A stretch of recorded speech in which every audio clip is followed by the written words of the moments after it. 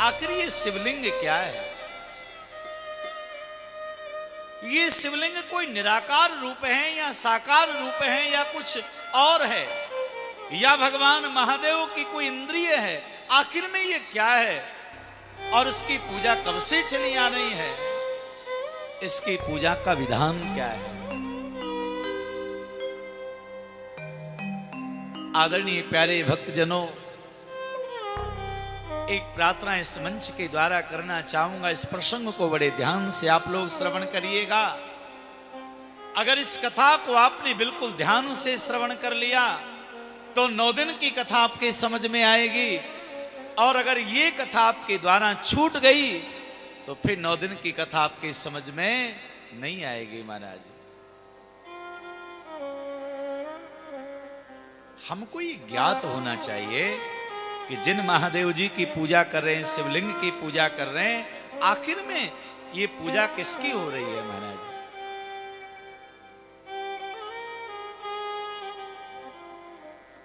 सनत कुमारों ने भगवान व्यास जी को बताया और सूत जी सौनकादिक महात्माओं को बता रहे हैं, देखो भैया, भगवान महादेव के 2 रूपों की पूजा है। एक साकार रूप की पूजा है और एक निराकार रूप की पूजा है। महादेव जी का साकार रूप कौन सा है? भगवान महादेव पार्वती जी के साथ में, कुमार और गणपति नंदी जी के साथ में विराजमान होकर, पूरे परिवार के साथ विराजमान होकर सबको जो दर्शन देते हैं, ये भगवान की साकार पूजा है।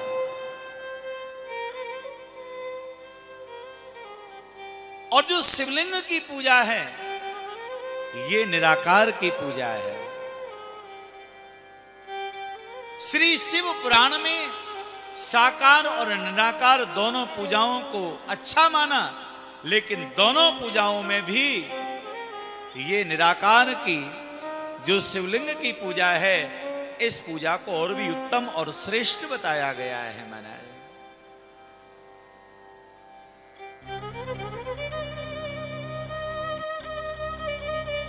शिवलिंग को भगवान महादेव की कोई इंद्रिय नहीं समझना चाहिए।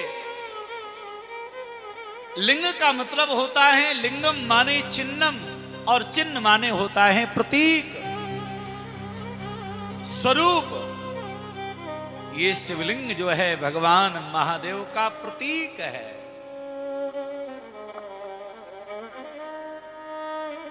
एक ज्योति का रूप है। महाराज,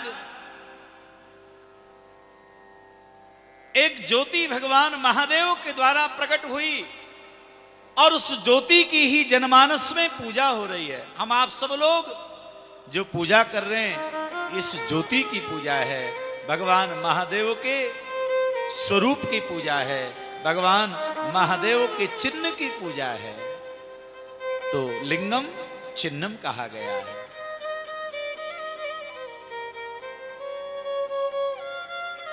कहा महाराज, इसकी पूजा कब से आरंभ हुई,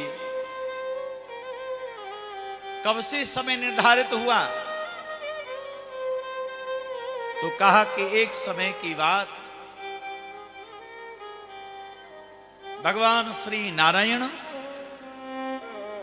क्षीर सागर में विराजमान थे और माता लक्ष्मी उनकी सेवा में थी।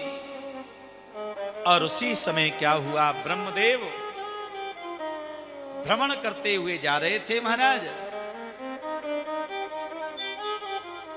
तो ब्रह्मा जी ने कहा,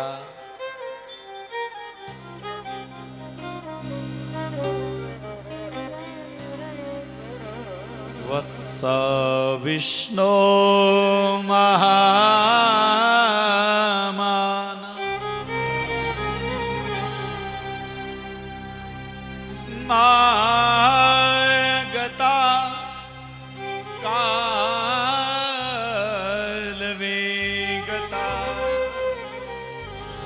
पितामहस्य जगता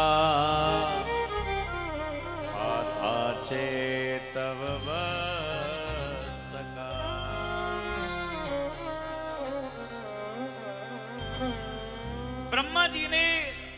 क्षीर सागर में जाके भगवान विष्णु को संबोधन किया है।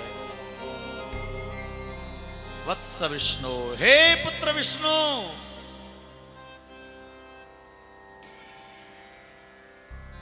भगवान विष्णु को बड़ा आश्चर्य हुआ,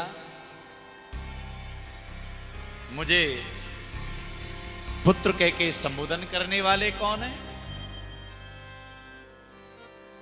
कहा ब्रह्मा जी हैं। भगवान नारायण कहने लगे, ब्रह्मदेव, अरे मैं तुम्हारा पिता हूं।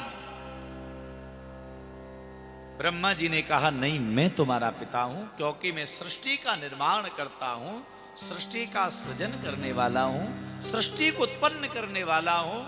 इसलिए हे विष्णु, तुम मेरे पुत्र हो, मैं तुम्हारा पिता हूं। जब पूरी प्रकृति को मैंने पैदा किया है तो तुम प्रकृति से बाहर नहीं हो, इसलिए पूरे जगत का, पूरी त्रिलोकी का और तुम्हारा भी पिता अगर कोई है तो ये ब्रह्मदेव है, ब्रह्मा है।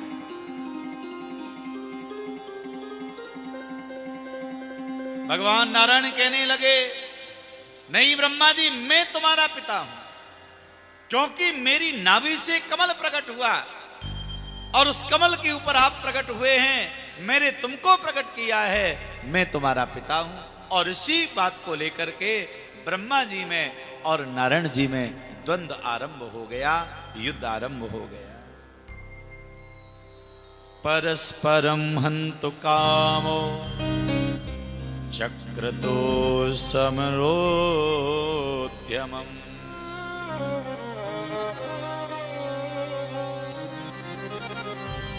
ब्रह्मा जी में और भगवान विष्णु में युद्ध हो रहा है, और आज भी वर्तमान के परिवेश में युद्ध किस बात का है? मैं बड़ा कि मैं बड़ा। हमारे घर में, परिवार में भी इसी बात का झगड़ा है महाराज, कि हम बड़े, हम इतना करते हैं, हम इतना करते हैं, हम ऐसा करते हैं, हम बड़े, इसी बात पर ही तो झगड़ा होना है।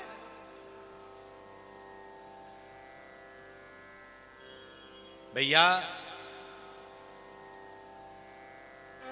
माता पिता का परस्पर झगड़ा हो,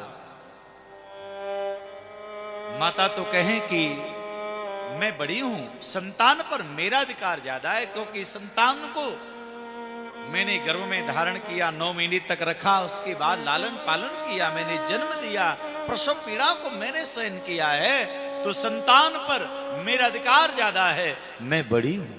एक मां कहती है।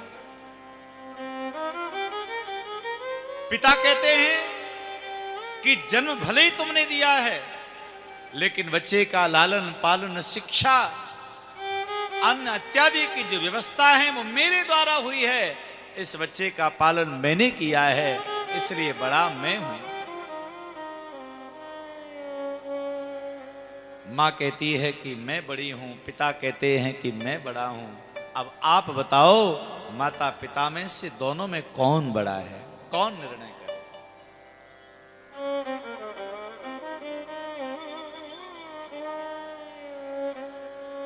अगर माता ये कहे कि मैं बड़ी हूं, पिता का कोई योगदान नहीं है, तो बिना पिता के संतान का जन्म कैसे हो? और पिता यदि कहें कि इसमें माता का कोई योगदान नहीं है, मैं ही बड़ा हूं, तो भी उनका कहना ही व्यर्थ माना जाएगा महाराज।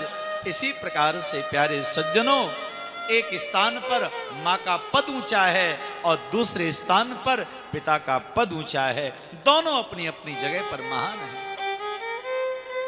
पर निर्णय करना बड़ा मुश्किल है महाराज। भाव से बोलो हर हर, जोर से बोलो हर हर।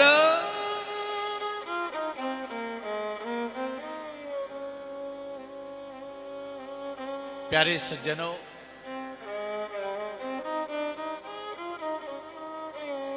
जब दोनों में युद्ध होने लगा, युद्ध होने की स्थिति आ गई, देवता घबराने लगे। ब्रह्मा जी ने ब्रह्मदंड ले लिया, नारायण जी ने सुदर्शन चक्र को आवाहन दे दिया, तो देवता भगवान महादेव के पास में गए, हे देवादिदेव महादेव रक्षा करो। अरे ब्रह्मा जी और नारायण यदि आपस में युद्ध करेंगे तो अनिष्ट हो जाएगा, आप कृपा करो।